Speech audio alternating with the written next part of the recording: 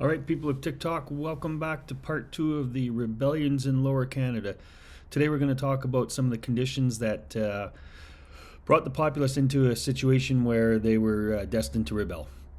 So, just a little bit of a recap. We're going to talk about the colony of Lower Canada and basically the problem leading up to rebellions of 1837, 1838, if we can put it down into something that'll fit into a nutshell, is you've got a majority of Francophone population, including the majority of the delegates in the lower part of the Parliament, the Assembly, who are Francophone and do not have as much say on what's going on economically and policy-wise in the colony as a result of the English-dominated executive and legislative councils and, of course, the English governor. Now, don't forget, this is a colony that is run by Great Britain, so it's not any surprise that there's a majority of, a majority of the control is exerted by English people. And also, the difference between the majority of the Francophones and the English people is the English are wealthier, usually involved in commerce and high government, although there are Francophones involved in that to a smaller degree, to a lesser degree. Okay, so that's got us into 1837, where there are some challenges. So let's talk about two people in particular for the beginning of this conversation. That would be Louis Joseph Papineau and the Earl of Dalhousie, who was the governor. So Louis Joseph Papineau was a leader of the Patriot faction in the Assembly, which was a group who were just interested in seeing the Francophone population have more control. And the Earl of Dalhousie, of course, was the governor. So these two were going to necessarily be at odds.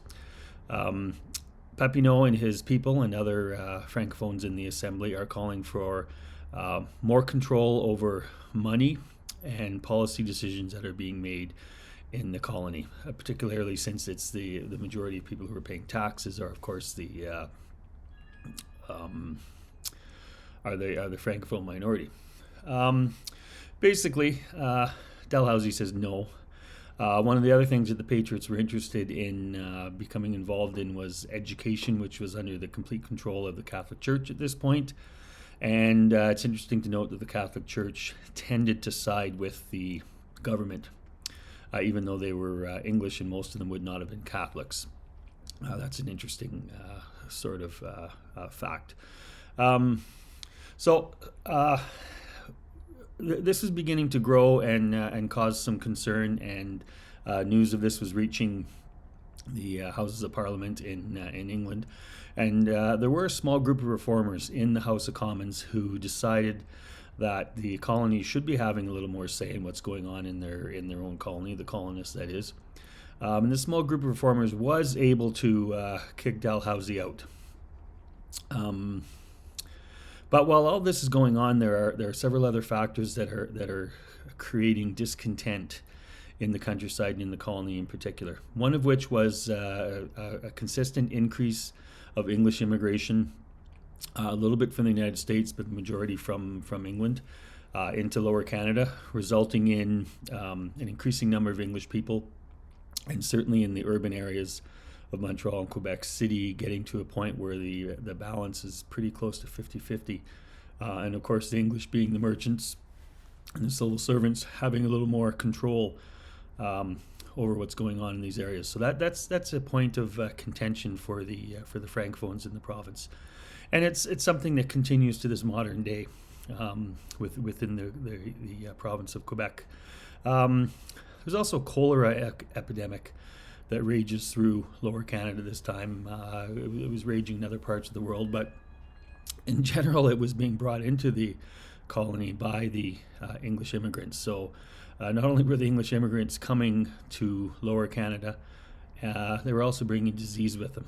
And there had been a series of difficult harvests, resulting in some difficulty in the countryside for the farmers and just the average person. So the result is similar to sort of what we're seeing in our own world these days.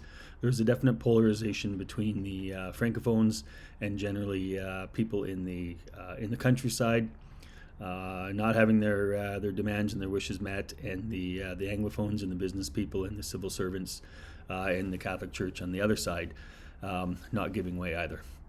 This resulted in Papineau and his group of patriots drafting something called the 92 resolutions, which were 92 requests or demands, but probably more requests that they sent to the House of Parliament in London to ask for some reform within the colony. Now, really important to remember, this is 1837.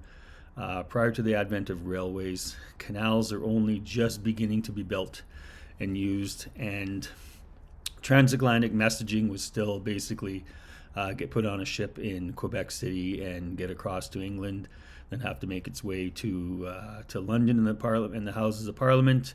At which point they would take up whatever questions they were going to look at, think about it, talk about it, debate it, make a decision, and then time to go to get everything sent back to Lower Canada. It's there's no email and no instant messaging.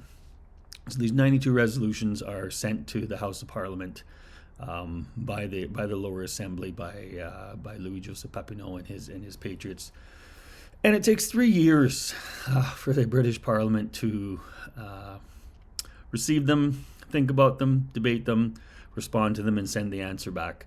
And the answer was no. They're not interested in pretty much anything that the patriots were asking for. And in these 3 ensuing years, commented on earlier, you have a cholera epidemic, you have some poor harvests, you have polarization of the people that are in Lower Canada.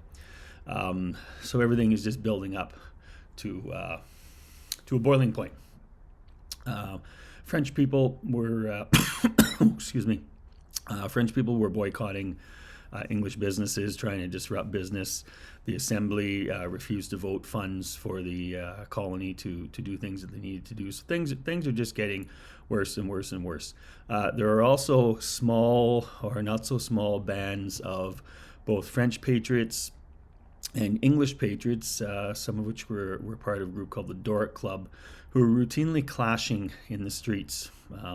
Things starting out as arguments, usually involving taverns, and then usually involving riots that would follow after that. So this is a powder keg that's just growing and growing and growing. So the British government decided they were going to put an end to this. So on November 16th, 1837, they attempt to arrest Louis-Joseph Papineau. He flees to the countryside where it's harder to get caught and a lot easier to be hidden among the people that support you. And the British decide they're going to go find him. So that brings us to the end of part 2. We are at the situation where the powder keg is just about to explode. So stay tuned for part 3. That will be coming up in the near future, and you'll see how the violent portion of the rebellions panned out, and then more importantly, what the consequences of all this were. In the meantime, I encourage you to keep reading, keep learning, and keep asking questions.